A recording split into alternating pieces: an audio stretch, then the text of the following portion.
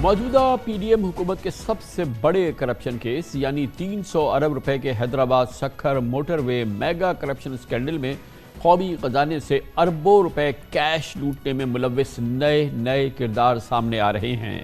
سندھ کی bureaucracy, Sindh bank اور national high وے authority کی کرپٹ مافیا کے بعد مبینہ طور پر پیپلز پارٹی کے سابق صوبائی وزیر قانون ضیاء لنجار کا پرائیویٹ منشی بھی سرکاری مال ہڑپ کرنے میں ملوث پایا گیا اور اسے گرفتار کر لیا گیا۔ اب وفاقی ادارے نیب اور ایف آئی اے نے سندھ کے محکمہ اینٹی کرپشن سے اسکینڈل کی تحقیقات کو باقاعدہ طور پر ٹیک اوور کر لیا ہے اور نیب نے ضیاء لنجار کے منشی عاصق حسین کے گھر سے 14 کروڑ روپے نقد برآمد بھی کر لیے ہیں۔ اس سے قبل اس منصوبے میں ضلع مٹیاری اور نوشہر و فیروز کے ڈپٹی کمشنرز پر جعلی چیکس کے ذریعے 5.5 ارب روپے سے زائد غبن کا الزام لگایا گیا، جن میں سے 42 کروڑ روپے کیش برآمد بھی کیے جا چکے ہیں۔ گویا اس میگا کرپشن اسکینڈل میں ملوث ملزمان کے گھروں سے 56 کروڑ روپے نقد برآمد ہو چکے ہیں۔ تحقیقات میں دعویٰ کیا گیا کہ حیدرآباد سکھر موٹر وے کے گھپلوں میں لوٹی گئی رقم سے تقریباً 2.25 ارب روپے مختلف بااثر افراد میں تقسیم ہوئے، جن سے زرعی زمینیں اور دیگر املاک خریدی گئی۔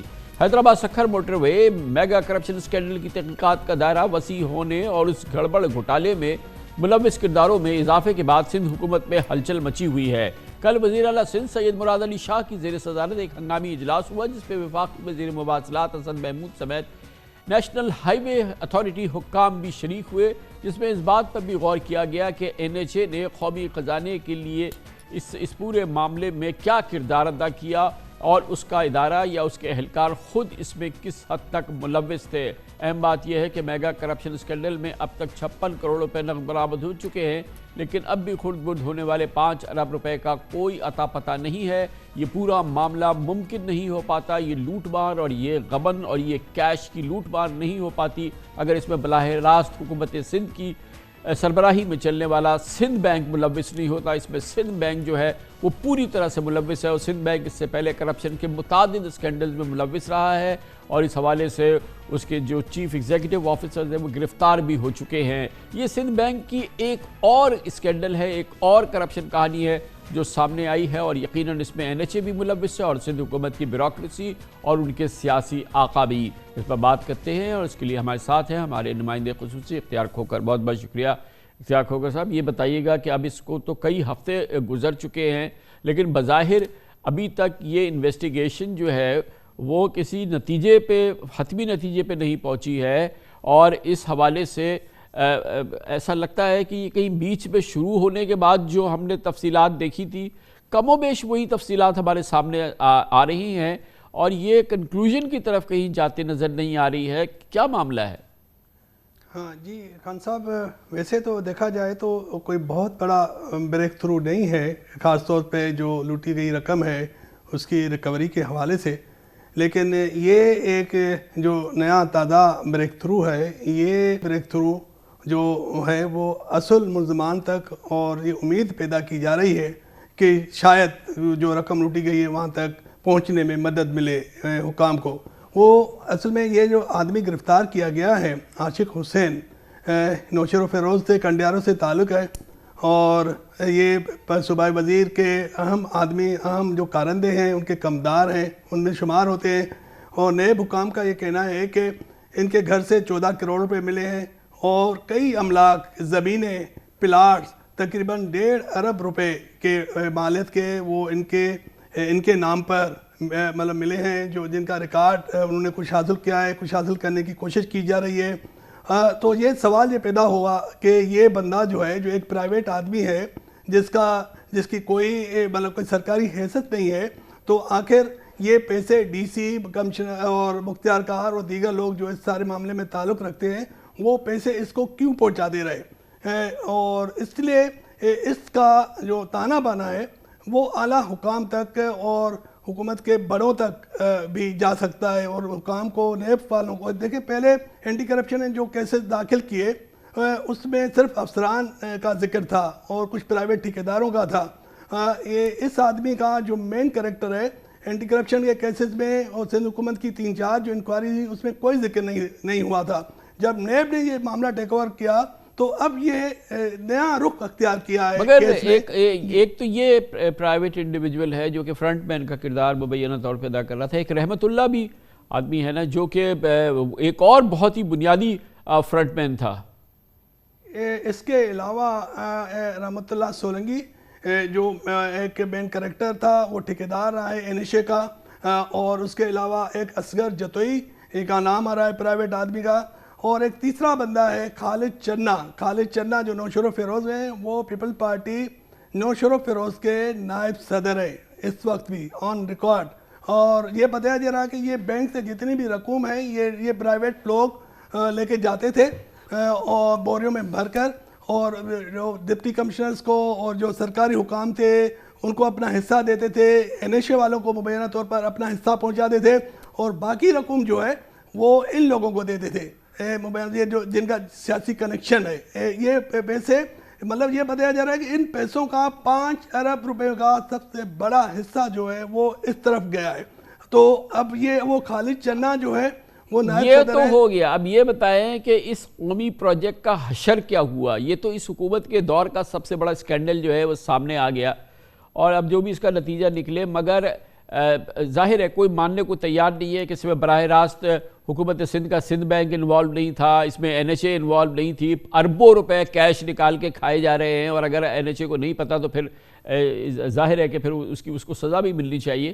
لیکن اب اس پروجیکٹ کا کیا حشر ہوا ہے، کیا ہو رہا ہے؟ کیونکہ بہرحال یہ پروجیکٹ تو بننا ہے نا۔ اب یہ بننے کا آغاز پروجیکٹ شروع ہوا تھا، 5 ارب روپے کیش تو اس میں کھا لیے گئے ہیں۔ اب NHA کیا کر رہی ہے؟ کل NHA کے وزیر مولانا اسد محمود یہاں کراچی آئے ہوئے تھے اور یہ چیف منسٹر وغیرہ سے ملے ہیں، تو اب حکومت سندھ NHA دونوں ذمہ دار ہیں ان پورے معاملات کے۔ اب یہ کر کیا رہے ہیں اس پروجیکٹ کے ساتھ؟ جی خان صاحب، یہ جو میٹنگ ہوئی کل چیف وزیر اعلیٰ سندھ کے صدارت میں، اس میں اس سارے معاملے پہ زیر غور ہوا، اور جو میں نے معلومات حاصل کی ہے اور NHA کے جو افسران ہیں ان سے بھی میری بات ہوئی ہے، تو ان کا یہ کہنا ہے کہ اس اجلاس میں بھی یہ بات ڈسکس ہوئی، اور NHA کا نے اپنا کام وہ کہہ رہے ہیں کہ انیشیلی سروے کا کام تو شروع کر دیا ہے، لیکن اب بھی اس وقت بھی سب سے بڑا مسئلہ جو ہے وہ لینڈ ایکوزیشن کا ہے، زمین کی ہے، جو تقریباً 7,500 ایکڑ زمین جو حیدرآباد سے لے کر سکھر تک چاہیے، دونوں سائڈ پر نیشنل ہائی وے کے، تاکہ اس کو چوڑا کیا جا سکے اس کے، کیونکہ اب وہ مسئلہ جب میں نے ان سے سوال یہ کیا کہ زمین کیسے حاصل کی جائے گی، کیونکہ 2 بڑے اضلاع جو ہے میٹیاری اور نوشر و فیروز کے جو پیسے ہیں 5 ارب روپے وہ ہڑپ ہو گئے۔ تو ان کا یہ کہنا ہے کہ یہ سندھ حکومت کی ذمہ داری ہے، اور سندھ حکومت کو ٹائم لائن دی گئی ہے کہ وہ 25 فروری تک مٹیاری کے علاقے میں ہمیں زمین دیں گے اور 30 مارچ تک ہمیں نوشر و فیروز میں دیں گے۔ تو سوال یہ پیدا ہوا کہ یہ جو پیسہ لوٹا گیا ہے، جو پیسہ غائب ہو گیا، یہ کون ادا کرے گا؟ تو NHA والوں کا تو یہ کہنا ہے کہ یہ چونکہ ہم نے سندھ گورنمنٹ کو دیا تھا، اگر سندھ گورنمنٹ یہ ریکور نہیں کر سکتی تو سندھ گورنمنٹ کو یہ پیسہ دینا ہوگا، اس کو یہ ادائیگی کرنی ہوگی اپنے خزانے سے۔ جبکہ صوبائی حکام کا یہ کہنا ہے کہ ابھی تک یہ طے نہیں ہوا، اور ان کا یہ کہنا ہے کہ ہم کوشش کریں گے کہ یہ مل کر مسئلہ حل کریں، اور دونوں یعنی وفاقی حکومت اور صوبائی حکومت جو ہے نا مل کر اس مسئلے کو، پیسہ کا جو پیسہ لوٹا ہوا ہے اس کا بندوبست کرے۔ لیکن اس لیے ابھی تک جو ہے نا یہ معاملہ اٹکا ہوا ہے کہ زمین کی ادائیگی کی کیسے وصولیابی ہوگی، کیسے اس کا لینڈ ایکوزیشن ہوگی، اس کی ادائیگی کیسے ہوگی۔ بہت بہت شکریہ اختیار ہو کر ہمارے ساتھ تھے۔ NHA کہتی ہے کہ حکومت سندھ کو ہم نے پیسے دیے تھے، اس میں سے 5 ارب روپے کیش کھا گئے ہیں اس کے اہلکار، تو اب اس کا خمیازہ جو ہے وہ حکومت سندھ بھگتے۔ اس قسم کی اگر فائنز لگتے رہیں گے حکومت سندھ کے پاس تو اس کے پاس تو خزانے میں کچھ بچے گا ہی نہیں، کیونکہ یہاں جو ہوتا ہے وہ اس پروگرام کے ذریعے آپ تک پہنچتا رہتا ہے۔ کمرشل بریک، اس کے بعد ذکر کریں گے پاکستان کو بدترین معاشی بحران کا سامنا ہے، اور سب سے بڑا بحران یہ ہے کہ ہمارے پاس ڈالرز نہیں ہیں، ہمارے فارن ایکسچینج نہیں ہے، ہمارا زر مبادلے کے ذخائر جو ہیں وہ بھیانک طریقے سے کم ہو چکے ہیں۔ جو صنعتیں جو ایکسپورٹس ہمیں بچا سکتی ہیں اس میں ایک سر فہرست ہے IT انڈسٹری۔ ہماری IT انڈسٹری زبردست ہے، اس کا زبردست ترقی کا اسکوپ ہے، لیکن پالیسی ایسی ہے کہ اس نے اس کا گلا گھونٹ دیا ہے، خاص طور پہ فارن ایکسچینج ریلیٹڈ معاملات۔ جو کمائی ہو بھی رہی ہے یا جو پروسیڈز جو ڈالرز پاکستان آ سکتے ہیں وہ IT انڈسٹری سے منسلک لوگ پاکستان لانے سے بہت گریزاں ہیں، کیونکہ یہ معاملہ جو ہے یہ ان کے لیے بہت ہی مشکل ہو جاتا ہے، آگے وہ اس کو پھر استعمال نہیں کر سکتے۔ اس پالیسی پہ بات کرتے ہیں چھوٹے سے وقفے کے بعد۔ پوری دنیا، خاص طور پہ ہمارے پڑوسی ممالک information technology, digitisation, startups اور سافٹ ویئر ایکسپورٹ پر توجہ دیتے ہیں اور بھاری زر مبادلہ کماتے ہیں۔ بھارت کی IT ایکسپورٹس $200 بلین کے قریب ہو گئی ہیں۔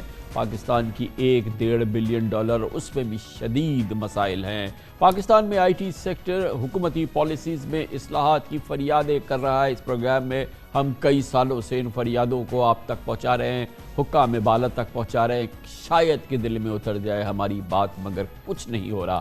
خبروں کے مطابق آئی ٹی کمپنیز کا شکوہ ہے کہ اسٹیٹ بینک نے ان کی ایکسپورٹس کے 65% حصے کی پاکستانی روپے میں وصولی کی پابندی لگا دی ہے، جبکہ صرف 35% حصہ بھی فارن ایکسچینج میں لینے کی کئی شرائط کے ساتھ اجازت ملتی ہے، اور جس کی وجہ سے multinational IT firms اپنے ہیڈ کوارٹرز کو منافع نہیں بھیج پا رہی اور اپنی ضرورت کے مطابق زر مبادلہ خرچ نہیں کر پا رہی۔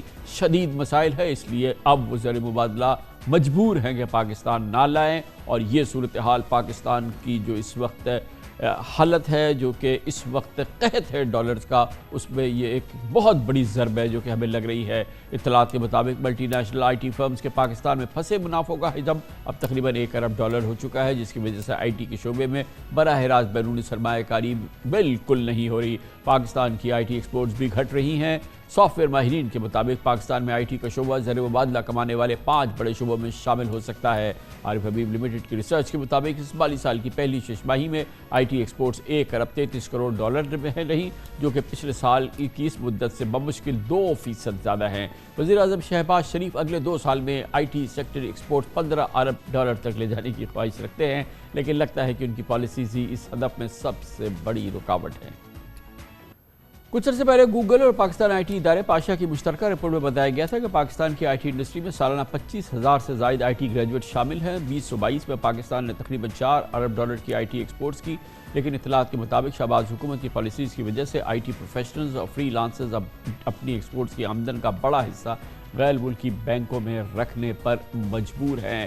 پاکستان میں حکومت بدل گئی، اقتدار بدل گیا، آئی ٹی کے حوالے سے پالیسیز نہیں بدلی ہیں، آئی ٹی کے معاملے میں تمام معاملات منجمد ہیں۔ آئی ٹی انڈسٹری جو کہ پاکستان کی کو ریسکیو کر سکتی اس تباہی سے، اس کے تمام معاملات منجمد ہیں۔ حالانکہ حکومت بدل گئی، وزیر اعظم بدل گئے، آئی ٹی کا منسٹر نہیں بدلا۔ امین الحق ایم کیو ایم سے تعلق ہے، آئی ٹی کے منسٹر جب بھی تھے اور اب بھی ہیں، اور آئی ٹی کا حال وہی ہے جو پہلے تھا، کچھ نہیں بدلا، اور پاکستان کے لیے یہ ایک انتہائی تکلیف دہ صورتحال ہے جو اس انڈسٹری نے جنم دی۔ اس پر مزید بات کرتے ہیں۔ ایک بار پھر ہم نے دعوت دی ہے پاکستان کی سافٹ ویئر انڈسٹری، پاکستان کی آئی ٹی انڈسٹری کا سب سے بہت ہی شاندار کمپنی ہے، بہت شاندار کام کیا ہے، سسٹمز پرائیویٹ لمیٹڈ۔ اس کے chief executive officer Asif Peer ہمارے ساتھ ایک بار پھر موجود ہیں۔ بہت بہت شکریہ آصف صاحب، آپ ہمارے ساتھ کئی بار سامنے آئے ہیں، اور ابھی میری آپ سے بات ہو رہی تھی اور کہ یہ ہم اس پالیسیز کے حوالے سے بات کر رہے ہیں، اور آپ نے پچھلے کئی پروگرامز کے اندر جو کہ گزشتہ حکومت کے دوران بھی ہوئے، جو اناؤنسمنٹس ہوتے تھے آپ ان کو بڑا اپریشیٹ کرتے تھے، مگر ابھی آپ نے بتایا کہ 1 انچ بھی اس کی ایکسیکیوشن نہیں ہوئی، ان پہ عمل درآمد نہیں ہوا ہے۔ انڈسٹری جس طرح سے رو رہی تھی، جو اس کی آہ و بکا تھی، آج بھی وہی ہے، وہی مسئلے ہیں، یہی صورتحال ہے۔ مگر اس کے باوجود آپ کی جیسی کمپنیز اور دوسری کمپنی ترقی کر رہی ہیں، وہ گروتھ ہے اس میں ماشاءاللہ، تو وہ ریفلیکٹ کیوں نہیں ہو رہی ہے؟ جی سب سے پہلے کامران صاحب شکریہ بلانے کے لیے۔ آپ کی جو بات ہے ایکسپورٹس، ڈیفینیٹلی ہماری جو کمپنیز ہیں، ڈیمانڈ پاکستان میں بہت اپرچونیٹیز ہیں، تو ڈیمانڈ تو بہت ہے اس وقت، اور ایکسپورٹ جنریٹ بھی ہو رہی ہے۔ لیکن جو آپ نے کہا کہ یہ پالیسیز کا جو ڈسکشن ہوتا ہے وہ ایگزیکیوشن میں جو I think Hare government supportive تھی پہلے بھی، اور آج بھی میں دیکھ رہا ہوں کہ prime minister, finance minister, F B R, state bank, I T ministry, سب نے ریئلائز کیا ہے کہ ڈالرز فارن ایکسچینج کو، جو ہم پہلے کہتے تھے کہ جس طرح آپ نے ابھی فرمایا، جس طرح شروع میں کہ 65% ہمیں الاؤڈ ہے اور 35% آپ فارن کرنسی اکاؤنٹ میں رکھ سکتے ہیں، اس کی ایگزیکیوشن میں ایشو ہے کہ وہ 35% اگر آپ فارن کرنسی اکاؤنٹ میں رکھ سکتے ہیں، اس کو یوز کیسے کریں، اس کی یوزیج کی پرمیشن کے لیے اسٹیٹ بینک کے ساتھ کافی ہماری میٹنگز ہوئی ہیں، اور میں بہت ہوپ فل ہوں اس دفعہ یہ ایگزیکیوشن ہو جائے گی، کیونکہ بہت سیریسنس نظر آ رہی ہے ہر طرف سے، اور بہت سپورٹ نظر آ رہی ہے، کیونکہ گورنمنٹ نے ریئلائز کر لیا ہے اور ہر کسی کو پتا ہے کہ یہ سروس انڈسٹری کی ایکسپورٹ ایک واحد ایکسپورٹ ہے۔ تو آصف بھائی، یہ جو آپ کو 35% گورنمنٹ نے الاؤ کیا، اس کو تو آپ چیلنج نہیں کریں ہمارے لیے ٹھیک ہے 35%، صرف مجھے اسموتھ کر دو کہ میں اس کو استعمال کر سکوں۔ تو اب انویسٹمنٹ کر سکوں, ایکویزیشن کر سکوں, تاکہ میں باہر دیکھیں آئی ٹی ایکسپورٹ بڑھے گی کیسے. آپ نے جو کہا نا کہ ہم جیسی کمپنیاں کیوں گرو کر رہی ہیں اور چھوٹی کمپنیز کیوں گرو نہیں کر رہی, اس کی وجہ ہے کہ آپ کو بیچنے کے لیے ان مارکیٹس میں یہ 35% یا جو بھی انویسٹمنٹ ہے وہاں آپ انویسٹ کریں گے تو ہی تو آپ کام پاکستان لے کے آئیں گے. تو اگر وہ آپ انویسٹمنٹ اپنی سبسڈریز میں نہیں کر سکیں گے, باہر جا کے کچھ کمپنیاں خرید نہیں کر سکیں گے, اور وہ فریلی وہ موومنٹ ہی نہیں کر سکیں گے, اس پیسے صرف آپ کے اکاؤنٹ میں ہی پڑا رہے, تو اس سے تو آپ بتانے کے لیے تیار ہیں کہ یہ 35% آپ نے کیسے خرچ کیے؟ اپنے کسی بینک اکاؤنٹ میں تو نہیں رکھ دیے, کسی فلیٹ کو تو نہیں خرید لیا؟ بالکل 100% ٹرانسپیرنسی. آپ جو دل چاہے اسٹیٹ بینک دیکھ لے, اور وہ گروتھ سے ہی دیکھیں. کامران صاحب, آپ اگر $2 لے کے جاتے ہیں باہر اور $10 واپس لے کے جاتے ہیں تو کہیں سے تو آئے نا, کچھ کیا تو آئے.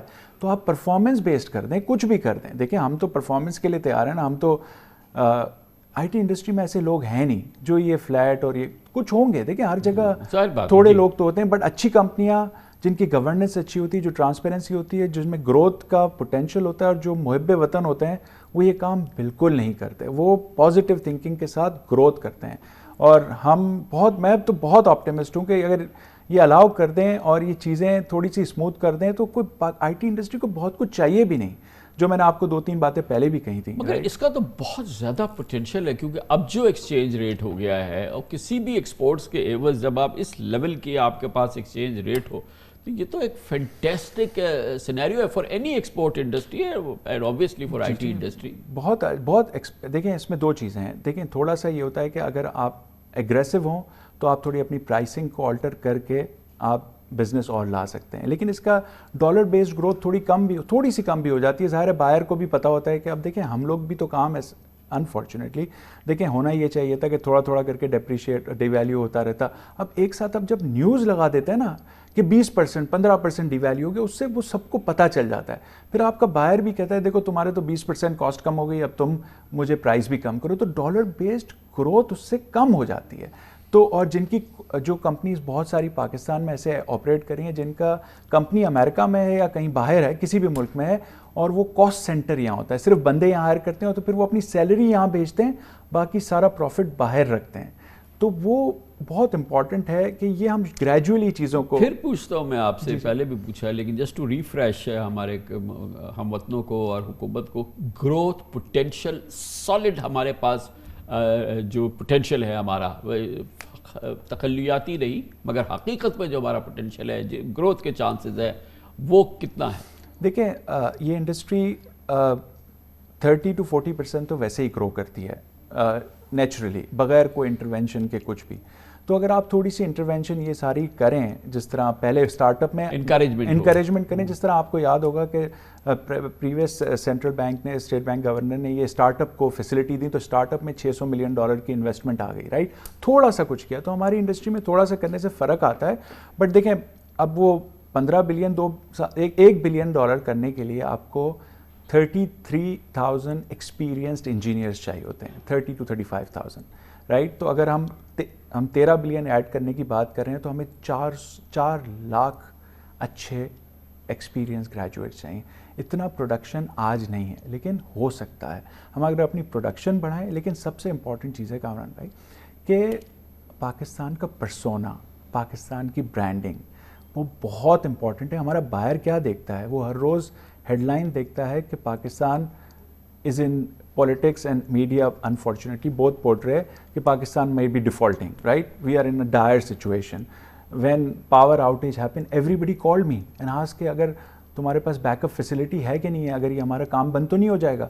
تو جب آپ اس طرح کی آپ کا انٹرنیٹ بند ہو جاتا ہے تو ہمیں کیوں ہر چیز ہیڈ لائن لگتی ہے. تو یہ چیزیں ہر ایکسپورٹ کے لیے آپ کو اسٹیبلٹی چاہیے. تو ہمیں یہ ڈیسائیڈ کرنا ہے کہ political versus economic stability, are we talking about the long term اور شارٹ ٹرم. تو اگر ہم لانگ ٹرم کی بات کرتے ہیں تو پالیسیز میں کنسسٹنسی چاہیے, اسٹیبلٹی چاہیے, انوائرمنٹ اچھا چاہیے. جو سب سے بڑی چیز نقصان ہو رہا ہے جس کو کوئی ریئلائز نہیں کر رہا, وہ ہے برین ڈرین اس ملک سے.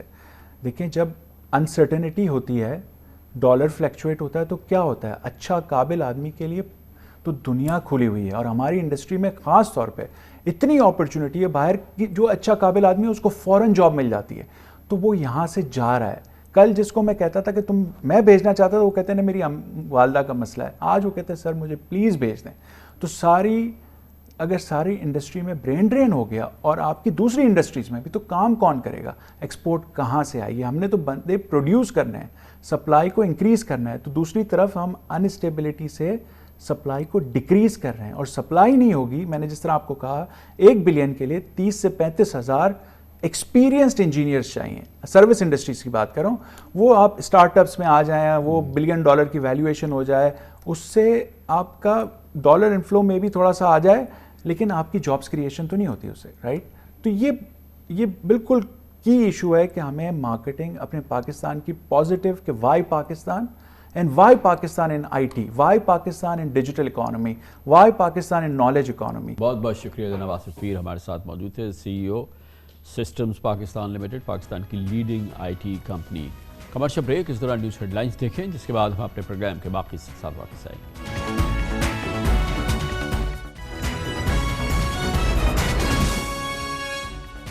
آپ دیکھ رہے ہیں خبروں, تبصروں اور تجزیات پر مبنی پاکستان کا سب سے معتبر نیوز شو دنیا, کامران خان کے ساتھ. بالآخر آج فیصلہ کن انداز میں حکومت پاکستان نے IMF کی شرائط کے سامنے سر تسلیم خم کر دیا ہے. IMF پروگرام کی بحالی کے آثار سامنے آ رہے ہیں. IMF نے آج باقاعدہ طور پہ اعلان کیا ہے کہ 31 تاریخ کو اس کا وفد پاکستان پہنچے گا, اور اس کے بعد اگلے 10 دن وہ پاکستان کے حکام سے مذاکرات کریں گے. IMF پاکستان کے نوے ریویو کے لیے اب بات چیت کرے گا, اور یہ بات چیت اپنے اختتام کو پہنچے گی 11 فروری تک. اور یہ وہ معاملہ ہے جو پاکستان کو درکار ہے. IMF پروگرام کی بحالی پاکستان کو درکار ہے, اور پاکستان کو IMF پروگرام کی بحالی اپنی معیشت کو ریسکیو کرنے کے لیے اس کا ایک لائف لائن کی حیثیت ہے. ہر صورت میں پاکستان کو IMF پروگرام کی بحالی چاہیے, IMF کی قسط چاہیے. IMF کی قسط آئے گی تو سعودی عرب کے $2 ارب آئیں گے, UAE کا $1 ارب آئے گا, ورلڈ بینک کے, دوسرے عالمی مالیاتی اداروں کے, چین کے رول اوورز آئیں گے, یا جو ہماری اس وقت سپورٹ آ سکتی ہے وہ آئے گی. اور اگر IMF پروگرام نہیں ہوگا تو نہیں ہوگی. اس لیے پاکستان نے آج اس سلسلے میں فیصلہ کن فیصلہ کیا ہے, اور بالآخر وفاقی وزیر خزانہ اسحاق ڈار نے روپے کی حقیقی قدر کے سامنے گھٹنے ٹیک دیے. حکومت کو ڈالر کے مصنوعی ریٹ سے دستبردار ہونا پڑا. ڈالر کی قیمت سرکاری قید سے آزاد ہوتی ہی انٹر بینک میں یکمشت 24 روپے اور اوپن مارکیٹ میں 15 روپے کی چھلانگ لگا دی. دونوں مارکیٹس میں ڈالر کے سرکاری نرخ آل ٹائم ہائی ہو گئے ہیں. انٹر بینک ریٹ میں مارکیٹ میں ڈالر کل 230 روپے 89 پیسے پر بند ہوا تھا, آج 24 روپے مہنگا ہو کے 255 روپے کا ہو گیا. اوپن مارکیٹ میں بھی روپے کی قدر میں 12 روپے کی کمی آئی, اور ڈالر جو کل اوپن مارکیٹ میں 243 روپے میں بند ہوا تھا, آج اس کی ٹریڈنگ 255 روپے میں ہوئی. پچھلے 2 دنوں میں انٹر بینک اور اوپن مارکیٹ میں روپے کی قدر 10.6% گر چکی ہے. دراصل IMF کی شرط ہے کہ ایکسچینج ریٹ کو فری مارکیٹ پہ کیرنسی پہ چھوڑ دیا جائے. یہی وجہ ہے کہ اب انٹر بینک اور اوپن مارکیٹ میں ڈالر کے سرکاری ریٹ میں فرق ختم ہو گیا ہے. یہ فرق حالیہ مہینوں میں 30 روپے تک جا پہنچا تھا. خبریں ہے کہ آج بھی اوپن مارکیٹ پر ڈالر 260 روپے تک میں بھی فروخت ہوا. یعنی حوالہ ہنڈی کی مارکیٹ کو ٹھنڈا کرنے کے لیے شہباز حکومت اور اسٹیٹ بینک کو ابھی بہت کچھ کرنا ہوگا. سابق وزیر خزانہ ڈاکٹر مفتاح اسماعیل کا کہنا ہے کہ ڈالر فری فلوٹ نہ ہونے سے نہ صرف یہ کہ ایکسپورٹس اور ترسیلات زر میں 10% کمی آئی, بلکہ IMF ناراض ہوا اور عرب ممالک نے قرضے موقر نہیں کیے. بالکل صحیح ہے. آج تمام ماہرین کہتے ہیں کہ مفتاح اسماعیل کی بات پہلے ہی مان لی جاتی تو یہ 4 مہینے ضائع نہیں ہوتے. ایگزیکٹلی وہی کیا ہے جو مفتاح اسماعیل کر رہے تھے, اور مفتاح اسماعیل بھی اس لیے کر رہے تھے پاکستان کے علاوہ کوئی چارہ نہیں تھا. PDM اور PTI دور حکومت میں ایکسچینج ریٹ کا موازنہ کیا جائے تو شہباز حکومت میں ڈالر 72.27 روپے مہنگا ہوا ہے, اور 9 ماہ میں روپے کی قدر میں 28% کمی ہوئی ہے. پاکستان کی تاریخ کی بدترین صورتحال 28%, 28% ڈی ویلیو ہوا ہے.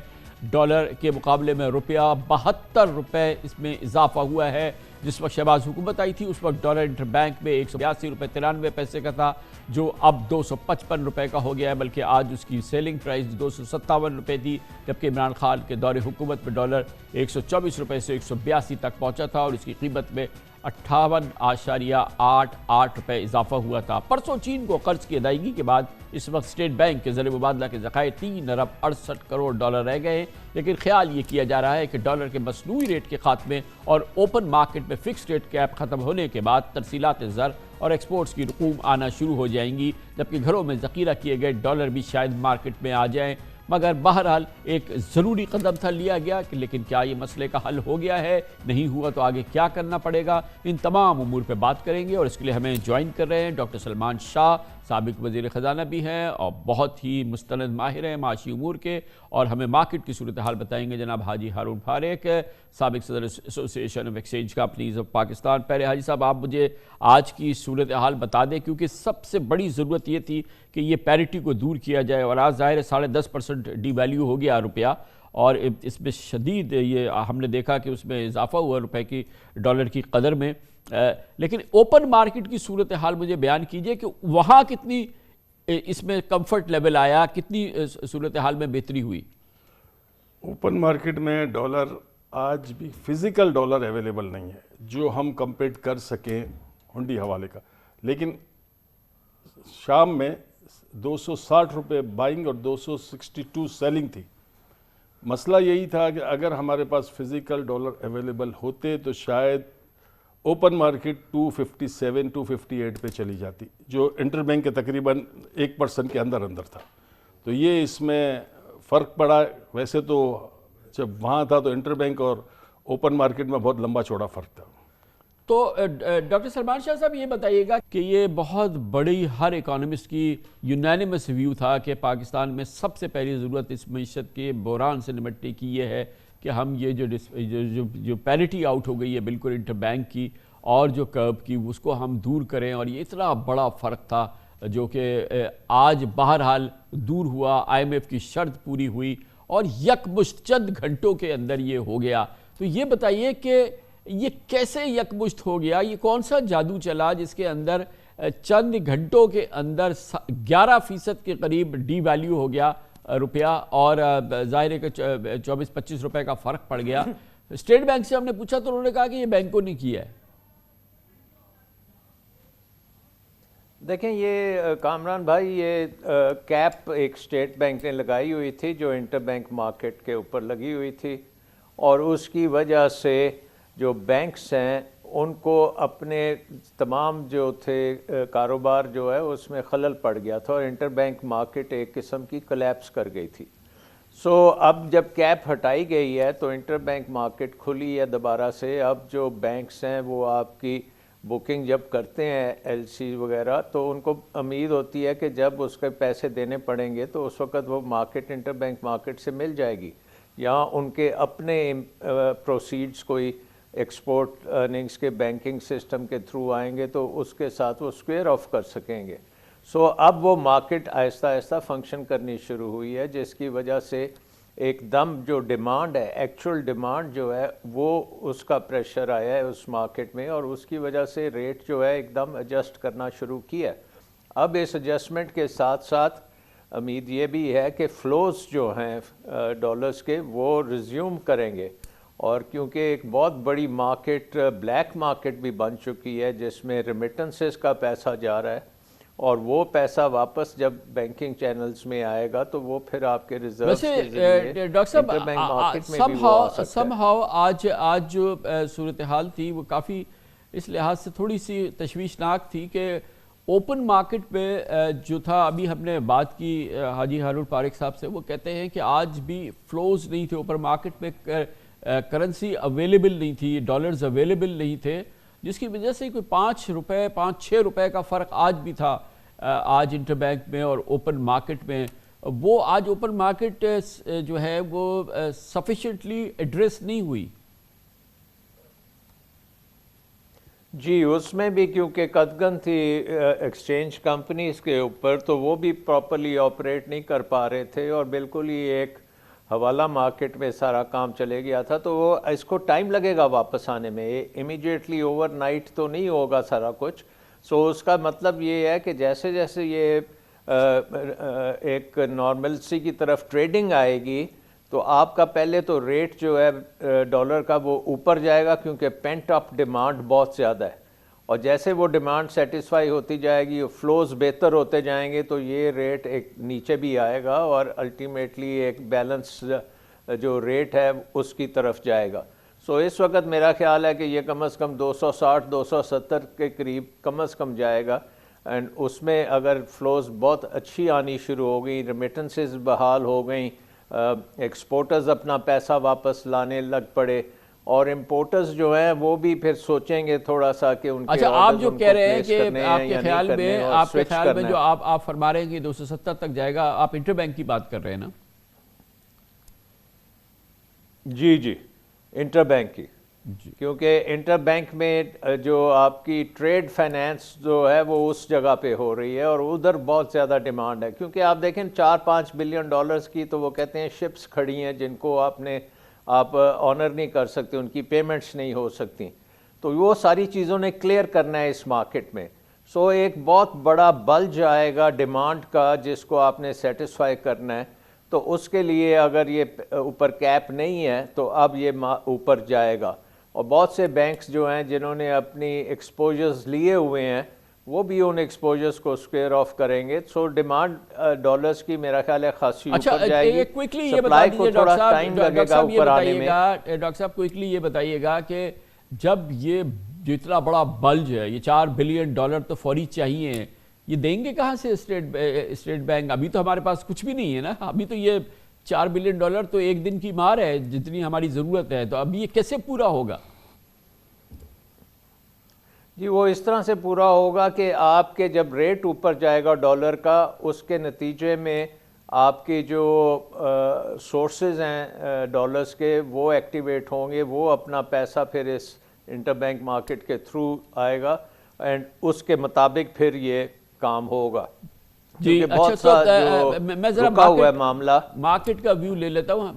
حاجی ہارون صاحب یہ بتائیے گا کہ اس وقت جیسے کہ ابھی یہ ڈاکٹر سلمان شاہ کہہ رہے تھے، اب تو یہ ڈیمانڈ آئے گی، اب لوگ کہیں گے کہ بھائی یہ جو ہماری پھنسی ہوئی ایل سیز ہے یہ کھولیں، یہ تمام چیزیں جو ہمارے امپورٹس پھنسی ہوئی ہیں ان کو کھولیں، اور اس کے لیے جو رش آئے گا وہ کیسے مینیج ہوگا اور اب اوپن مارکیٹ پہ اس کا کیا اثر آئے گا؟ اور ڈاکٹر صاحب کہہ رہے ہیں کہ یہ جو آج بھی 257 255 ریٹ ہے انٹر بینک کا، یہ تو کافی نہیں ہے، یہ تو سلپ کرے گا ابھی بھی اور یہ شاید 265 270 کی طرف جائے. میرا اپنا خیال ہے کہ ایک ویک کے اندر مارکیٹ سیٹل ہوگی اور اوپن مارکیٹ کے اندر جو پینک ڈیمانڈ تھی نا کہ ڈالر یہاں پہنچے گا ڈالر یہاں پہنچے گا، وہ ڈیمانڈ ختم ہو جائے گی جو گھروں پہ جاتا تھا نا، اور ڈالرائزیشن کم ہوگی اور وہ ڈالرائزیشن کے جن لوگوں نے اپنے انویسٹمنٹ کی ہے وہ دوبارہ اس طرف آ جائیں گے اس کو سیل کرنے کے لیے.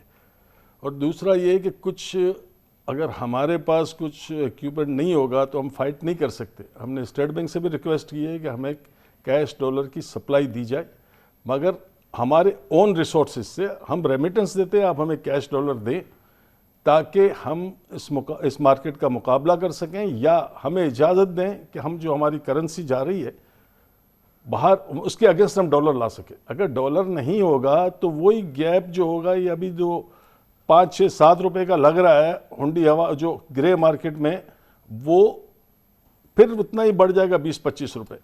جب ہمارے پاس انسٹرومنٹ نہیں ہوگا تو ہم کیا کریں گے؟ آج یہ ایکشن کے باوجود 3 ریٹس تو کام کر رہے تھے نا، ایک بغیر رسید والا ہنڈی حوالہ، ایک آپ کا اوپن مارکیٹ اور ایک سرکاری ریٹ، اور ان میں ٹھیک ٹھاک فرق تھا. آج بھی انٹر بینک ریٹ اور ہمارا ریٹ میں فرق ہمیشہ ہی رہا ہے، 1% 1.5% ہمیشہ ہی رہا ہے، مگر آج تو زیادہ تھا نا. آج تھوڑا زیادہ تھا. اب یہ بھی ہو سکتا ہے کہ یہ اگر فلو بہتر ہو جائیں، کیونکہ جون میں میرے خیال سے 40-50 ملین ڈالرز کے اباؤ ایکسچینج کمپنیوں نے انٹر بینک میں دیا ہے، کیونکہ ہمارے پاس بائر نہیں تھا اسی پچھلے جون میں. تو وہ پوزیشن آ بھی سکتی ہے، کوئی اس میں بڑی بات نہیں ہے، کیونکہ اگر بائنگ ختم ہو گئی لوگوں نے سیل کرنا شروع کر دیا. اس کے بعد ایک دوسری بڑی ہیوی پرچیسنگ ہوتی ہے کریڈٹ کارڈ کی، اس کو بھی کٹ کرنا پڑے گا. خیر انہوں نے لمٹ تو لگا دی ہے کہ $30,000 سے زیادہ نہیں استعمال کر سکتا. اگر اس کو کٹ نہیں کیا تو ہم وہاں کے وہیں کھڑے. مجھے بڑی افسوس کے ساتھ یہ بات بولنی پڑتی ہے کہ جن کے پاس NTR نمبر نہیں ہے وہ بھی باہر جا کے دبا دب ڈالر استعمال کر رہا ہے، پتہ نہیں کتنے کر رہا ہے، اس کا کوئی لمٹ ہی نہیں ہے. اور ایمیزون کے جو اس کی پرچیسنگ ہوتی ہے اس کی کوئی آئٹم پاکستان میں نہیں آتی، ایک آئٹم بھی پاکستان میں نہیں آتی وہ، مگر اس میں بھی ملینس آف ڈالر جا رہے ہیں. تو ایسی چھوٹی چھوٹی بہت چیزیں ہیں، اس کو کٹ ڈاؤن کرنا پڑے گا اور حکومت کو توجہ دینی پڑے گی ریمیٹنس میں کہ یہ جو گیپ پڑا ہے اب ریمیٹنس بڑھنی چاہیے، ایکسپورٹر کو بھی اپنا پیسہ انٹر بینک میں لانا چاہیے. گیپ تھوڑا کم ہو جائے گا، فلو بڑھ جائیں گے تو آٹومیٹکلی یہ نیچے آ جائے گا. ڈاکٹر سلمان شاہ صاحب، اصل بات تو یہ ہے کہ اس وقت ہمارا یہ خیال یہ ہے، اگر آپ جیسے تمام اکانومسٹ یہ سمجھتے تھے کہ جب ایک بار یہ ہم اپنا ایکسچینج ریٹ کو ریشنلائز کریں گے اور اس میں یہ اس بڑے فرق کو ختم کریں گے، اس کا مارکیٹ بیسڈ کر دیں گے، جینوئنلی مارکیٹ بیسڈ کر دیں گے، تو جو ہمارے فورن انفلوز ہے، خاص طور پہ جو ہمارا مثال کے طور پہ یہ جنیوا کہ جو ہمارے پلیجز ہوئے ہیں، اس کے علاوہ جو ہمارے ملٹی لیٹرل انفلوز آنے ہیں، جو IMF کا سلسلہ چلنا ہے، اور اس کے بیک گراؤنڈ کے اندر جو ہمارے by lateral China, Saudi Arabia, UAE وغیرہ سے فلوز آنے، وہ اب آ جائیں گے. اور پھر ایک سٹیبلٹی جو ہے وہ راؤنڈ دا کارنر ہے، کیونکہ جو کرنے کا کام تھا حکومت کا بالآخر اس نے آج کیا. جی، وہ راؤنڈ دا کارنر کا مطلب ہے کہ ہفتہ 10 دن تو لگیں گے نا، کیونکہ کریڈیبلٹی بھی بہت امپورٹنٹ ہے. لوگوں نے اپنے آلٹرنیٹ ارینجمنٹس کیے ہوتے ہیں، اب وہ سڈنلی ایک جو آفیشیل روٹ ہے وہ کھل گیا ہے، تو اس میں کریڈیبلٹی لیتے لیتے بھی ٹائم لگے گا. لیکن آئی تھنک کہ یہ ٹھیک ہونا شروع ہو جائے گا. جیسے میں نے کہا کہ یہ اس کا ریٹ اوپر جائے گا، اوپر جانے سے بہت سے جو روک کے بیٹھے ہوئے ہیں پیسہ وہ لے کے آئیں گے بیچ میں، اور اس کے بعد پھر یہ آہستہ آہستہ سیٹل ہوگا. اور اس کو پھر ٹائم خاصا لگے گا، جٹری رہے گا معاملہ، کیونکہ یہ جو آپ کی ڈیمانڈز ہیں، یہ ٹریڈ فائنینس سب سے پہلے آپ کے لیے بہت ضروری ہے. اس کے اندر آپ کے لیے یہ جو اسپیشل ضروریات ہیں کھانے پینے کی یا فارماسوٹیکلز کی، فیول کی، یہ انرجی کی، اس میں آئی تھنک تھوڑا بہت اسٹیٹ بینک کو بھی انٹرونشنز اپنی کرنی پڑیں گی. لیکن اوور آل آئیڈیا یہ ہے کہ مارکیٹ کلیئر الٹیمیٹلی کرے، جس پہ جا کے یہ اس کی value settle who. Thank you so much doctor صاحب، بالکل آپ نے صحیح کہا. حاجی صاحب یہ بتا دیجیے گا کہ آج بھی بہرحال غیر یقینی کی صورتحال تھی، مطلب یہ ایک اسٹیپ تو بہت پازیٹیو لے لیا، لیکن مارکیٹ جو تھی وہ ابھی شیور نہیں تھی کہ کیا ہونے جا رہا ہے. مارکیٹ بالکل شیور نہیں تھی، کیونکہ بعض جگہ یہ افواہیں آ رہی تھی کہ 262 میں انٹر بینک ریٹ ہو گیا، حالانکہ وہ اس وقت 254 تھا. تو ایک دو دن یہ افواہوں کا دم توڑنے میں بھی لگے گا. اسٹیبلٹی بھی میرا خیال ایک ویک میں آ جائے گی. اور ہم تو گورنمنٹ سے کر رہے ہیں کہ ہمارا فلو بھی بڑھے گا، آپ ہمارے اوپر اعتماد کریں، کچھ ہمیں چھوٹی LCO کی پیمنٹ ہمیں دے دیں، جس طرح کریڈٹ کارڈ ہمیں ہے وہ دے دے 5, 10, 15, 20 ہزار کی. آپ ٹیمپریری کر کے تو دیکھیں، جس سے ان کے اوپر بوجھ کم ہو جائے گا. بہت بہت شکریہ جناب حاجی ہارون فاروق.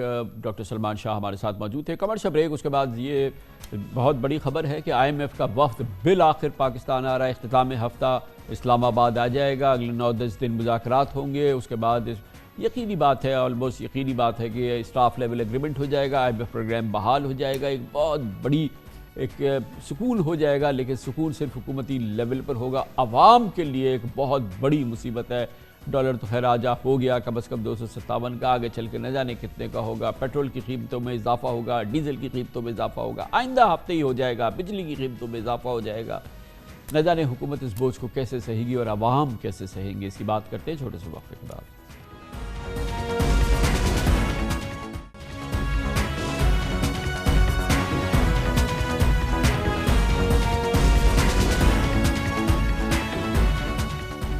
پاکستان نے جیسے تیسے گرتے پڑتے IMF کی ایک ایک شرط کے سامنے سر تسلیم خم کرنا شروع کر دیا ہے. پہلے مرحلے میں آج انٹر بینک اور اوپر مارکیٹ میں ڈالر کے مصنوعی ریٹس کے خاتمے کے بعد چاہے روپے کی بے قدری کے پچھلے تمام ریکارڈ ٹوٹ گئے ہوں، لیکن پاکستان اور IMF کے درمیان اعتماد سازی کا آغاز ہو گیا ہے. اب بہت جلد بجلی اور گیس کے بھی قیمتیں بڑھائی جائیں گی. پیٹرولیم مصنوعات پر سبسڈی کا مکمل خاتمہ ہوگا، اور کیونکہ اب ہم مہنگا تیل امپورٹ کریں گے تو ہمیں پیٹرول اور ڈیزل کی قیمتیں بڑھانی پڑے گی اور آئندہ ہفتے اس میں خاطر خواہ اضافہ ہو جائے گا۔ ایک منی بجٹ کے ذریعے متعدد اشیاء پر نئے ٹیکسز لگیں گے، تاہم اس کے بعد آئی ایم ایف سے باقاعدہ سمجھوتے پر برق رفتاری سے کام ہوگا۔ آئی ایم ایف کے اعلامیے کے مطابق منگل 31 جنوری کو آئی ایم ایف کا مشن مذاکرات کے لیے اسلام آباد پہنچ جائے گا اور 9 فروری تک پاکستان میں رہے گا، اور آئی ایم ایف کی شرائط پر عمل درآمد کے لیے بلا شبہ مہنگائی کا ایک ایسا طوفان آئے گا جس سے عوام کی چیخیں نکل جائیں گی، لیکن بہرحال ایک سٹاف لیول ایگریمنٹ ہو جائے گا، یعنی کہ پروگرام بحال ہو جائے گا۔ لیکن حقیقت یہ ہے کہ پاکستان کی آئی سی یو میں سسکتی معیشت کا اس کے علاوہ کوئی علاج بھی نہیں۔ وزیر مملکت برائے خزانہ ڈاکٹر عائشہ غوث پاشا نے آج سینٹ میں کچھ ایسی ہی خیالات کا اظہار کیا۔ یقیناً آئی ایم ایف کے کٹھن فریم ورک پر چلنے سے اب معیشت کاروبار سے غیر یقینیت دور ہوگی۔ عالمی مالیاتی اداروں کا پاکستانی معیشت پر بہتر ان کا سینس ہوگا۔ آئی ایم ایف کی قسط آنے کے بعد ہی دوست ممالک ہمیں سپورٹ کریں گے اور جنیوا میں کیے گئے وعدے بھی پورے ہوں گے، جس سے بیرونی ادائیگیوں کا بوجھ یا ان کو ایڈریس کرنا کچھ آسان ہو سکے گا۔ وزیر خزانہ اسحاق ڈار نے کل امریکی محکمہ خزانہ کے ڈیپٹی اسسٹنٹ سیکرٹری برائے ایشیا سے ملاقات کی۔ خبر ہے کہ ڈار صاحب نے ان سے آئی ایم ایف پروگرام کی بحالی کے لیے امریکی سفارتی اثر و رسوخ استعمال کرنے کی درخواست کی۔ سابق وزیر خزانہ ڈاکٹر مفتاح اسماعیل کا کہنا ہے کہ ڈار صاحب سمجھتے تھے کہ آئی ایم ایف کو ڈرا کر پروگرام بحال کرا لیں گے، لیکن اس کوشش سے پاکستان کو بڑا نقصان ہوا، لیکن اب بہتری کا آغاز ہوگا۔ یقیناً آئی ایم ایف کی شاہراہ پر جیسے جیسے پاکستان آگے بڑھ رہا ہے، اسٹاک مارکیٹ نے مہینوں کے بعد سکھ لینا شروع کر دیا ہے۔ آج بھی اس میں انڈیکس میں اضافہ ہوا، پچھلے 2-3 دن سے ہم اس کے آثار دیکھ رہے ہیں۔ آج 1061 پوائنٹس کا اضافہ ہوا، مارکیٹ تقریباً 2.67% بڑھ گئی، لیکن اب بھی اسٹاک مارکیٹ کی ایک بڑی ریکوری ہونی ہے۔ شہباز حکومت آنے کے بعد 15 اپریل کو اسٹاک مارکیٹ 46,601 پوائنٹ پر تھی، جو آج تیزی کے رجحان کے باوجود 40,846 پوائنٹ پر جمی ہوئی ہے، یعنی کہ شہباز حکومت آنے کے بعد اسٹاک مارکیٹ کے انڈیکس میں اب بھی 5,755 تقریباً 14% کی کمی برقرار ہے۔ بہرحال آج کی صورتحال، اس کا مارکیٹ پہ اثرات اور آئندہ کے اثرات کیا ہوں گے، بات کریں گے۔ ہمارے ساتھ موجود ہیں شاہد علی حبیب صاحب، چیف ایگزیکٹو آفیسر عارف حبیب لمیٹڈ۔ بہت بہت شکریہ شاہد حبیب صاحب۔ بتائیے گا کہ پچھلے 2-3 دن سے اسٹاک مارکیٹ میں کچھ قدرے سکون آیا ہے، گو کہ یہ وہ سارا لاسز ہے جو کہ پچھلے کئی ہفتوں سے اسٹاک مارکیٹ بک کر رہی تھی، تباہی کی طرف تھی۔ 38,000 کے قریب یہ پہنچ گئی تھی مارکیٹ، آج 40,000 کے کہیں آس پاس ہوئی ہے۔ تو آپ کو یہ جو اب بہتری نظر آ رہی ہے، اس میں کنسسٹنسی نظر آ رہی ہے، یہ اب یہاں سے کنسولیڈیٹ ہو کے اس میں مزید بہتری کی گنجائش بن رہی ہے؟ نہیں کامران بھائی، ماشاءاللہ سے بہت ہی زبردست آئی ایم ایف جو آج امپورٹنٹ ڈیولپمنٹ ہوئی ہے مارکیٹ بیس ایکسچینج ریٹ کرنے کے بعد، اور آج ایک ہی دن میں گورنمنٹ نے، منسٹری آف فائنانس نے اور اسٹیٹ بینک نے یہ میجر لیا اور مارکیٹ بیس ایکسچینج ریٹ کر دیا، جو کہ ایک کی ریکوائرمنٹ تھی آئی ایم ایف کی، جس کی وجہ سے انویسٹرز کو بہت زیادہ کانفیڈنس آیا ہے کہ ہم آئی ایم ایف کے پروگرام میں دوبارہ سے ہم جا رہے ہیں۔ اور آج جو آئی ایم ایف کا اسٹیٹمنٹ آیا ہے کہ ان کا مشن آ رہا ہے اور جنوری 31 سے فروری 9 تک ہوگا، اور وہ دوسرے میجرز بھی پاکستان سے کروائے گا، جس میں جو ہے وہ جو فسکل پوزیشن کو اسٹرانگ کرنا ہے، اس کا مطلب ہے ٹیکسز کو بڑھانا، اور اس کے علاوہ جو سرکولر ڈیٹ کی ایکومولیشن ہو گئی ہے اس کو کنٹرول کرنا، اس کو ایڈریس کرنا، اور اس کے علاوہ جو ہماری ایف ایکس کی پوزیشن ہے اس کو زیادہ ریسٹور کرنا۔ تو یہ ساری چیزیں جو ہے وہ انویسٹرز کو بہت زیادہ اس سے کانفیڈنس ہوا ہے، اور مجھے لگتا ہے کہ ابھی مجھے لگتا ہے صرف کنسولیڈیشن نہیں بلکہ اور زیادہ ریکوری کے چانسز ہیں مارکیٹ میں۔ مگر کیسے؟ یہ بتائیے کہ کیسے آگے انفلیشن، اس وقت بھی ہم 30% انفلیشن پہ کھڑے ہیں، آئندہ آنے والے دنوں میں یقیناً اس میں انفلیشن میں اضافہ ہوگا، بہت اضافہ ہوگا۔ اب پیٹرول ڈیزل کی قیمتیں بڑھیں گی، ایکسپینسو امپورٹس ہیں، پھر ہمیں سیلز ٹیکس لگانا ہے، پھر اس کے علاوہ الیکٹریسٹی ٹیرف بڑھانا ہے، اوور آل انفلیشن، اور اس کے دوران اتنی ہائی انٹرسٹ ریٹ رجیم، 17% انٹرسٹ ریٹ پہ ہم کھڑے ہوئے ہیں، تو یہ کارپوریٹ ارننگز کیا متاثر نہیں ہوں گی؟ آفٹر آل آپ کی مارکیٹ تو کارپوریٹ ارننگز پہ چلتی ہیں۔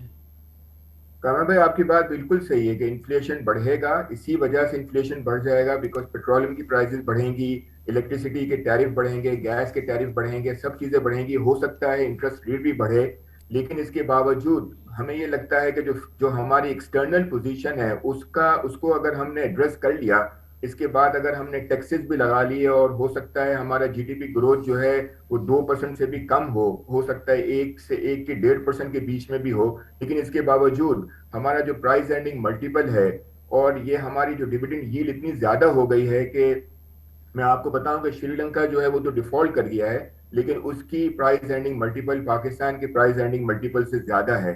تو صرف ایک سال کی ارننگ گروتھ کے اوپر جو ہے ہمیں ہماری ویلیویشن نہیں ہوتی، بلکہ یہ over a period of time ہوتی ہے.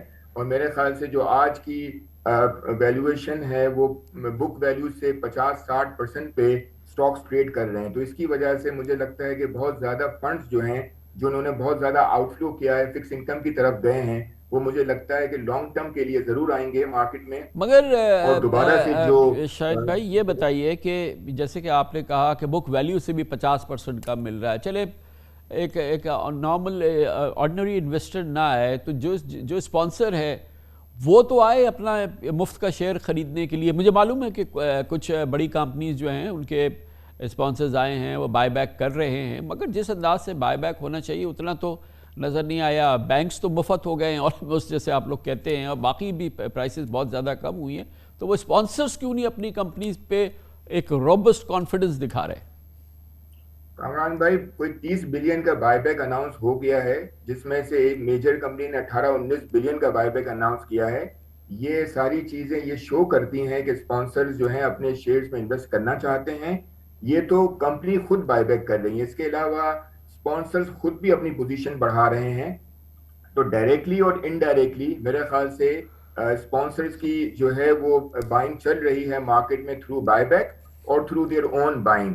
تو میرا خیال سے یہ اس کی ویلیویشن کو وہ بالکل دیکھ رہے ہیں، اور آئے دن جو ہے وہ آپ نوٹسز بھی دیکھ رہے ہیں ہر کمپنی کے، جس میں اسپانسرز کی بائنگ بھی ہو رہی ہے اور بائی بیک کی پوزیشنز بھی ہو رہی ہے. تو میرے خیال سے یہ مومنٹم کنٹینیو ہوگا، بیکاز ابھی تو ایکسپینشن کا پیریڈ نہیں ہے، ابھی تو ہم مگر ایک جو اس میں شاید بھائی جو رے آف ہوپ ہے وہ یہ کہ آئی ایم ایف کا اسٹریس کہ آپ اپنا سرکولر ڈیٹ جو ہے وہ اس کو ایڈریس کریں، اپنے جو انرجی کے مسائل ہیں اس کو حل کریں، اور اس کو انہوں نے لنک کر دیا ہے اپنے پروگرام کے ساتھ.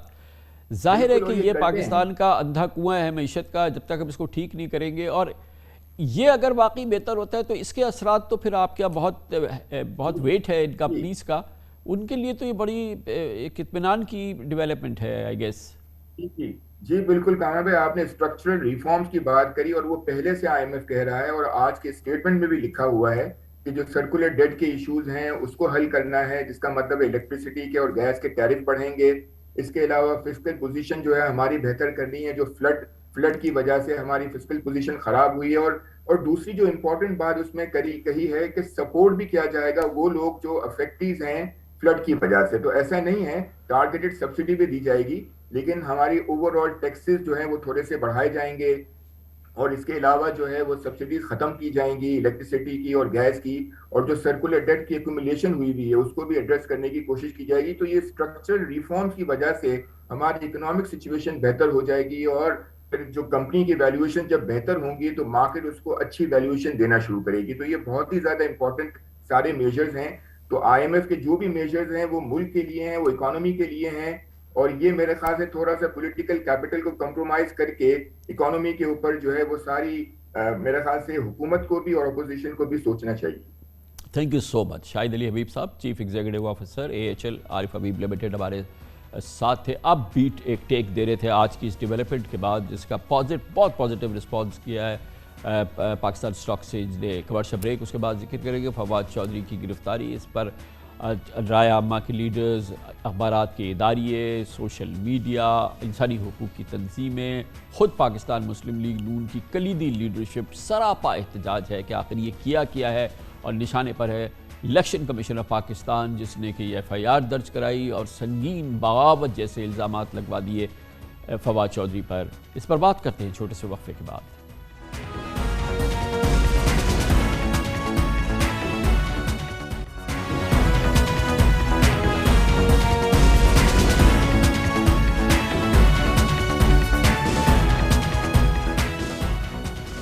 PTI کے سینئر نائب صدر فواد چودھری کی اشتعال انگیزی اور بغاوت کے مقدمے میں گرفتاری شہباز حکومت کے لیے نفع کے بجائے سلاسل گھاٹے کا سودا ثابت ہوا ہے. رائے عامہ، میڈیا اور سیاسی قانونی حلقے الیکشن کمیشن کو لتاڑ رہے ہیں. فواد چودھری کی گرفتاری کی وجوہات پر سوالات اٹھائے جا رہے ہیں. ایک سابق وفاقی وزیر کو 15 گھنٹے تک ہتھکڑیاں لگا کر میڈیا ٹرائل کرانا اور ان کا منہ ڈھانپ کر عدالتوں کے چکر لگوانے کی پرزور مذمت جاری ہے. حتیٰ کہ شہباز حکومت کے وزراء اور بااثر مسلم لیگی رہنما بھی فواد چودھری کی گرفتاری کو توہین آمیز اور باعث افسوس قرار دے رہے ہیں۔ یہ خود مسلم لیگ نون کے اندر کی رائے ہے۔ جب پاکستان مسلم لیگ کے اندر سے آوازیں آ رہی ہیں تو آپ کو اندازہ ہوگا Pakistan bar council, supreme court bar ایسوسی ایشن سمیت تقریباً تمام وکلا تنظیموں نے فواد چودھری کے ساتھ بدسلوکی اور ہتھکڑیاں لگانے کو توہین آمیز قرار دیا ہے۔ ماہرین آئین و قانون کا کہنا ہے کہ کسی سیاسی بیان پر بغاوت کا مقدمہ درج کر دینا ایک مذاق ہے، جبکہ ڈرامائی انداز میں گرفتاری اور ریمانڈ کے لینے کے عمل حد سے تجاوز ہے۔ یہ بالکل جھوٹی ایف آئی آر ہے اور لیگلی تو یہ سسٹینیبل نہیں ہے۔ اس میں سے بیل نہیں ہونی چاہیے تو فوراً کوش ہونی چاہیے، اس میں کوئی میرٹ نہیں۔ سیڈیشن انڈر سیکشن 124A صرف فیڈرل اور پروونشل گورنمنٹ کے خلاف ہو سکتی ہے۔ قانونی طور پہ الیکشن کمیشن کے خلاف بغاوت کے مقدمہ کے حوالے سے کوئی کارروائی ہو ہی نہیں سکتی۔ مینٹینیبل تو نہیں ہے۔ جو 124A ہے وہ انہوں نے لگایا ہے، وہ اگینسٹ دی اسٹیٹ ہے۔ اب چیف الیکشن کمشنر تو اسٹیٹ نہیں ہے، وفاق کے خلاف، ریاست کے خلاف۔ اگر اس میں کوئی جملہ ہے اس ایف آئی آر میں تو پھر تو یہ دفعات لگ سکتی ہے، ورنہ تو یہ مذاق ہو گیا۔ یہ تو انتہائی جانبداری اور کینہ پن چیف الیکشن کمشنر نے دکھایا ہے، ان کا نظر آتا ہے۔ یہ ہے کہ ان کو گرفتار کیا گیا بغیر کسی وارنٹ کے۔ جس وجہ سے کیا گیا وہ یہ کہ انہوں نے کوئی اسٹیٹمنٹس دی ہے، تو اس بیسس پہ ان کو اریسٹ کرنا میرے خیال میں یہ مناسب نہیں تھا۔ جو کوئی ہوا میری نظر میں صحیح نہیں ہوا، زیادہ کر دیا، ایکسیسو ہے بہت۔ بلا شبہ محض ایک سیاسی بیان کی بنا پر بغاوت جیسے سنگین الزامات مذہقہ خیز ہیں۔ اس کے چرچے سوشل میڈیا کی بھی زینت بنے ہوئے ہیں۔ ٹویٹر پر الیکشن کمیشن مخالف ہیش ٹیگ آج بھی دن بھر نمبر 1 ٹرینڈ کرتا رہا، جس پر انسانی حقوق کے اداروں، سیاستدانوں، معروف صحافیوں، سینئر تجزیہ کاروں نے فواد چودھری کی گرفتاری کے اقدام کو شدید، بدترین اور ایک انتقام کی کارروائی قرار دیا۔ انٹرنیشنل ہیومن رائٹس فاؤنڈیشن نے لکھا کہ الیکشن کمیشن کے پرو اسٹیبلشمنٹ کردار پر تنقید کرنے کے باعث فواد چودھری کی گرفتاری کی وجہ سے پاکستانی جمہوریت تیزی سے ایک مذاق بن رہی ہے۔ Human rights commission of Pakistan نے لکھا کہ حکومتوں کی جانب سے بغاوت کے نام پر سیاسی مخالفین کے خلاف قدیم اور نو آبادیاتی قوانین کے مسلسل استعمال کی مذمت کرتے ہیں۔ فواد چودھری اس سلسلے کا تازہ ترین شکار ہیں۔ حکومت وقت کو زیادہ ذمہ داری سے کام کرنا چاہیے۔ سابق وزیر خزانہ مفتاح اسماعیل نے ٹویٹ کیا کہ عمران خان نے صرف مخالف ہونے کی بنیاد پر ہمیں مہینوں تک بلا جواز جیلوں میں بند کر کے غلط کیا۔ بے شک فواد چودھری نے بھی الیکشن کمیشن حکام اور ان کے اہل خانہ کو دھمکیاں دے کر غلط کیا، جس پر انہیں نوٹس کیا جانا چاہیے تھا، تاہم انہیں گرفتار اور پابند سلاسل نہیں کیا جانا چاہیے تھا۔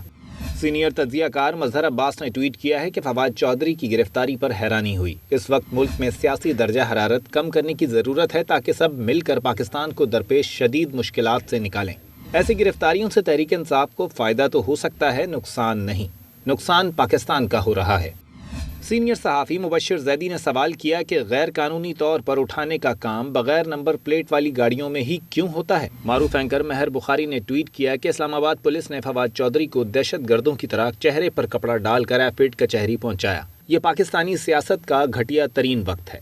اینکر شہزاد اقبال نے ٹویٹ کیا کہ فواد چودھری کی گرفتاری اور بغاوت کے الزامات مضحکہ خیز ہیں۔ لگتا ہے کہ ریاستی جبر کے اس شیطانی دائرے کی کوئی انتہا نہیں ہے۔ ہمارے اس پورے جائزے سے یہ اندازہ لگانا مشکل نہیں کہ ہر طبقہ فکر کا مطالبہ ہے کہ ملک میں سیاسی مخالفین کی آواز دبانے کی روایت ختم ہونی چاہیے۔ آرٹیکل 19 ہر شہری کو آزادی اظہار کی یکساں مواقع فراہم کرتا ہے۔ اگر کسی نے کوئی جرم بھی کیا ہو تو اس کے خلاف قانونی کارروائی میں ابتدا ہی سے انتقامی شدت کا تاثر نہیں آنا چاہیے۔ یہ اپنی نوعیت کا ایک ایسا واقعہ جو کہ یقیناً ہر پاکستانی کے لیے تکلیف کا باعث ہے، اور خاص طور پہ اس وقت جب پاکستان اپنی تاریخ کی بدترین معاشی بحران سے گزر رہا ہے، بدترین سیاسی ہیجان سے گزر رہا ہے۔ اس دوران یہ عمل اور اس کا اظہار آج مختلف اخبارات کے ایڈیٹوریلز میں بھی ہوا ہے۔ اس پر ہم مزید تجزیہ تبصرہ حاصل کرتے ہیں۔ ہمیں جوائن کر رہی ہیں پاکستان کی بہت ہی نامور سول رائٹ ایکٹیوسٹ ہے، ہیومن رائٹ ایکٹیوسٹ اور نیوز اینالسٹ بھی ہیں، اپنا شو بھی ہوسٹ کرتی ہیں، منیزہ جہانگیر ہمارے ساتھ موجود ہے۔ بہت بہت شکریہ منیزہ صاحبہ، آپ نے ہمیں جوائن کیا ہے۔ آپ نے بھی دیکھا فواد چودھری کی گرفتاری، ہتھکڑیاں، منہ پر چادر ڈال دینا، 2 دن کا ریمانڈ، بغاوت کا الزام، انبلیویبل پوری سچویشن ہوئی ہے جس طریقے سے الیکشن کمیشن نے اس میں ایک پرو ایکٹیو رول ادا کیا ہے۔ جی بالکل آپ نے ٹھیک کہا کہ ایک انبلیویبل سچویشن ہے، مگر میں معذرت کے ساتھ کامران صاحب یہ کہوں گی کہ یہ انبلیویبل نہیں ہے، کیونکہ یہ بہت لوگوں کے ساتھ پہلے بھی ہو چکا ہے، اور سیڈیشن چارجز تو خاص طور پہ پی ٹی آئی کے دور کے اندر لگتے رہے، نہ صرف سیاستدانوں کے اوپر، پاکستان مسلم لیگ نون کے اوپر، مگر سول رائٹس ایکٹیوسٹ کے اوپر، یہاں تک کہ جو اسٹوڈنٹس تھے ان کے اوپر لگتے رہے کہ اگر وہ پی ٹی ایم کا جلسہ جا کے بھی اٹینڈ کر لیتے تھے تو ملتان میں 2 اسٹوڈنٹس کے اوپر سیڈیشن کے چارجز اس کے اوپر بھی لگتے رہے. تو میرے لیے اچنبے کی بات نہیں تھی، مگر ہاں یہ بات ضرور ہے کہ اس سٹیچر کے پولیٹیشین کو اس طریقے سے آپ لے کے آئیں جس طرح کہ کوئی دہشت گرد ہے، تو یہ کسی بھی ملک کے لیے شرمندگی کا باعث ہے. اور دوسری طرف یہ کہ جو قانون دان ہیں وہ تو بڑے کلیئر ہیں، وہ کہتے ہیں کہ جی الیکشن کمیشن جو ہے وہ حکومت پاکستان تو نہیں ہے، اور صرف حکومت پاکستان جو فیڈرل گورنمنٹ یا پروونشل گورنمنٹ سے ریپریزنٹڈ ہے وہ ہی فواد چودھری صاحب کے اوپر سیڈیشن یعنی بغاوت کا مقدمہ بنا سکتے ہیں. اور جو ابھی لیٹسٹ سپریم کورٹ کی ایک کیس میں ججمنٹ آئی ہے مصطفیٰ امپکس کیس کے اندر، انہوں نے یہ کہا ہے کہ فیڈرل گورنمنٹ جو ہے اس کا مطلب ہے کابینہ، تو کابینہ کے اپروول کے بغیر آپ سیڈیشن کے کیسز نہیں بنا سکتے.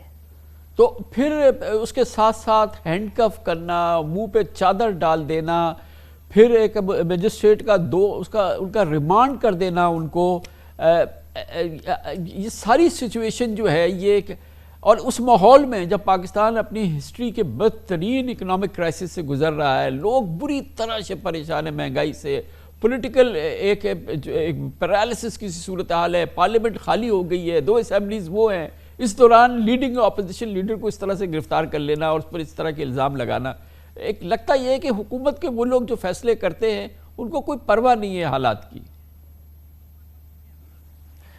کامران صاحب مجھے تو لگتا ہے کہ جب ہمارے سیاستدان پاور کے اندر آتے ہیں تو ان کو ایمنیجیا ہو جاتا ہے، ان کو یادداشت ان کی کھو جاتی ہے، چونکہ آپ کو یاد ہوگا کہ جب پی ٹی آئی کی حکومت کے اوپر سیڈیشن کے چارجز پاکستان مسلم لیگ نون کے اوپر بنتے تھے تو پاکستان مسلم لیگ نون کہتی تھی کہ یہ غلط ہے اور یہ غلط پریکٹس ہے، اور کیا فرسودہ قانون جو ہے انگریزوں کا آپ ہمارے اوپر لے آئیں، اور یہ واقعی میں فرسودہ قانون انگریزوں کا ہے جو ہمیں کہہ رہا ہے کہ جی حب الوطنی کا اپنا سرٹیفکیٹ دو. تو یہی مذاقیہ خیز بات ہے. مگر بہرحال the point is کہ اب یہ چونکہ پاور کے اندر آ گئے تھے they are happily taking credit for it. سوال یہ ہے کہ فواد چودھری صاحب کے بھائی جو ہیں فیصل چودھری صاحب، جب وہ میرے پروگرام کے اوپر آئے تو میں نے تو ان سے پوچھا کہ جی اب آپ کیا چاہتے ہیں، صدر پاکستان کو سے آپ کیا چاہتے ہیں، تو انہوں نے کہا جی صدر پاکستان کو ایک رول ادا کرنا چاہیے، اور انہوں نے اشارہ کیا کہ میڈیٹ کرنا چاہیے ان کو اسٹیبلشمنٹ اور پی ٹی آئی کے درمیان. تو اگر صدر پاکستان میڈیٹ کر رہے ہیں اور اسٹیبلشمنٹ کے ساتھ کر رہے ہیں تو پھر فواد چودھری صاحب کو کس نے ان کا جو اریسٹ کا آرڈر ہے وہ کس نے دیا؟ یقیناً. تھینک یو سو مچ. بہت بہت شکریہ منیزہ جہانگیر ہمارے ساتھ موجود تھی. اس کے ساتھ ہی ہمارے آج کے پروگرام کا اختتام ہوتا ہے. کل آپ سے پھر ملاقات ہوگی انشاءاللہ. کل تک کے لیے کامران خان کو اجازت. اللہ حافظ و ناصر.